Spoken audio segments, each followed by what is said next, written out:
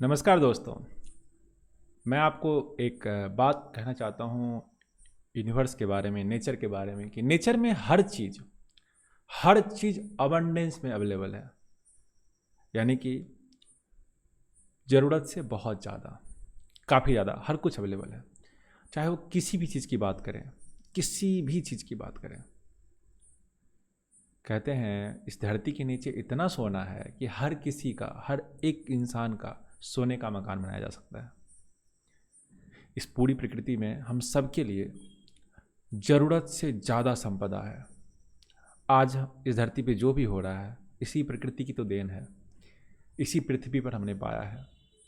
फिर आखिर ऐसा क्यों होता है कि जब एक दोस्त दूसरे दोस्त से ज़्यादा तरक्की करता है तो दूसरा दोस्त उससे ईर्ष्या करने लग जाता है? क्योंकि हमारी छोटी सोच है। हम अवेयरनेस के लेवल पे सोच नहीं पाते हैं। हम सोचते हैं कि यार अगर उसे मिला है तो मुझे नहीं मिलेगा। और मैं ये सबकी बात कर रहा हूँ, आपने भी फील किया होगा। इसीलिए तो सारा का सारा कंपटीशन इसी के लिए तो होता है दोस्तों, कि अगर उसे मिलेगा तो मुझे नहीं मिलेगा, है ना। और यहाँ पे मैं एक और बात कहना चाहूँगा कि कई बार लोग एक दूसरे की टांग खिंचाई करते हैं कि यार अगर वो सफल हो गया तो मैं नहीं हो पाऊँगा, है ना। और कई बार लोग दूसरे को नीचा दिखाने की कोशिश करते हैं।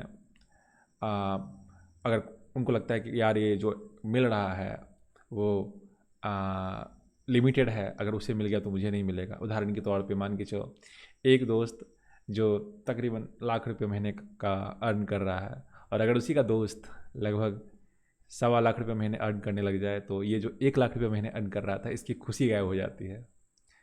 क्योंकि वो तब तक खुश था जब वो दोस्त उससे पीछे था या उसके बराबर था। जैसे वो आगे बढ़ता है इसके लाइफ में प्रॉब्लम स्टार्ट हो जाती है, इसकी परेशानी शुरू हो जाती है। और ये क्यों आता है दिल में?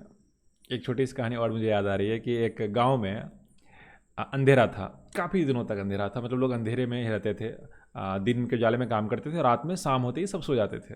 किसी के यहाँ भी कोई बत्ती लालटेन नहीं थी। तो एक बार एक गांव का व्यक्ति गया शहर, और शहर से एक लालटेन लेकर आ गया। अब क्या होता था, जब शाम होती थी, रात होती थी, तो पूरा का पूरा गांव अंधेरा था। बस उस एक व्यक्ति के घर में लालटेन जला करता था। अब पूरे गांव वाले को परेशानी होने लगी। इसके पहले कोई परेशान नहीं था, इसके पहले सब शांति से रहते थे। पर अब 99 लोग, जिसने देखा कि इस एक व्यक्ति के घर में लाइट जल रही है, रात में इनके घर में उजाला है, सबको परेशानी शुरू हो गई।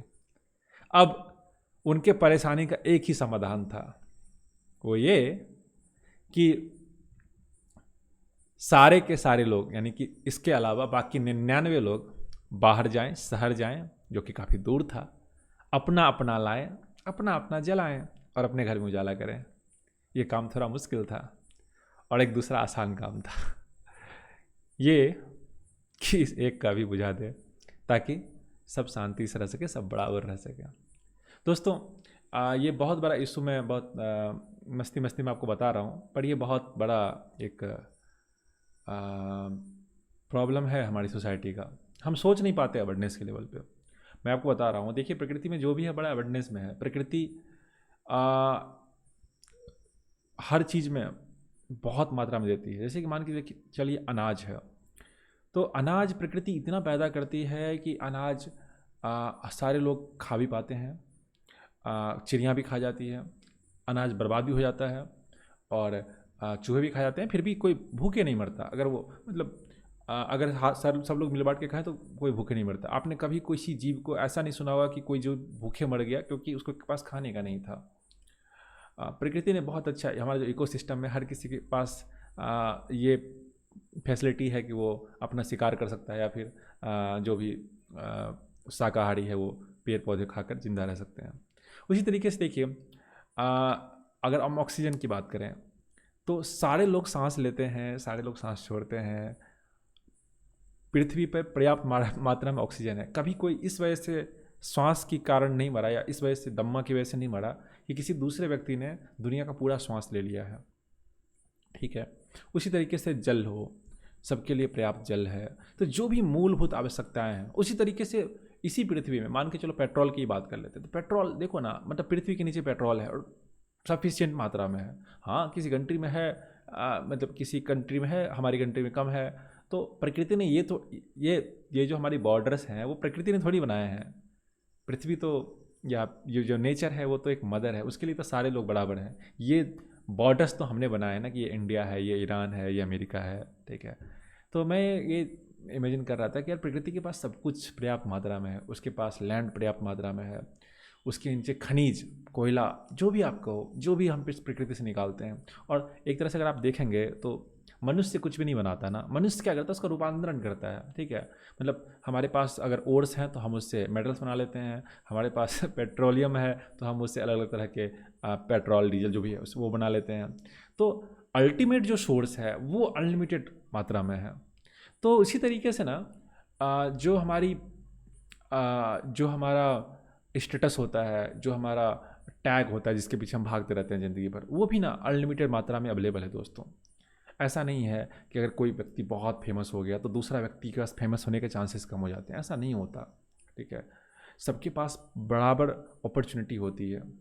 तो इसलिए आपको या हमें किसी को भी अबंडेंस के लेवल पर सोचना चाहिए, और ये सोचना चाहिए कि भैया अगर मिला है तो सबको मिलेगा, ठीक है। और ये इसलिए बता रहा हूँ क्योंकि कहीं ना कहीं हमारा जो लिमिटिंग बिलीफ बन जाता है ना कि पर्याप्त नहीं है, कुछ भी अबंडेंस में नहीं है, अगर उसे मिला तो मुझे नहीं मिलेगा, ये एक ब्लॉकेज क्रिएट करता है दोस्तों, जो हमें उस चीज़ को पाने से रोकता है जो चीज़ हम पा सकते हैं, पाना चाहते हैं, ठीक है।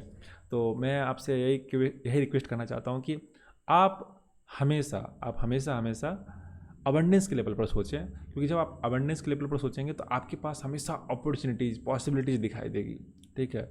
और आपका कोई ब्लॉकेज क्रिएट नहीं होगा, तो आप चीज़ों को जल्दी अट्रैक्ट कर पाएंगे, ठीक है। ये छोटा सा मैसेज था मेरा तरफ से आपके लिए।